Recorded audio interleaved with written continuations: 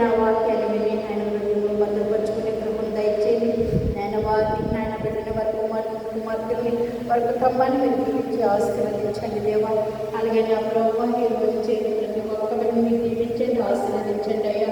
నా ప్రభు ఇద్దరు చేతులు పెట్టి నా ప్రభు ప్రతి ఒక్కరి అవసరం తీర్చండి, అక్కడ తీర్చండి. వారి కోరికలు సిద్ధింపచేయండి, సమస్యలు సమర్పరచండి దేవా. వారి కష్ట నష్ట వ్యాధి బాధల్లో మీరు ఉండండి దేవా. నాయన ప్రతి ఒక్క జీవి కోరిక నెరవేర్చే దేవుడు నా ప్రభు. ప్రతి నాయన ఆశపడి ప్రాణాలను తృప్తిపరిచే దేవుడు నా ప్రభు. అయా నా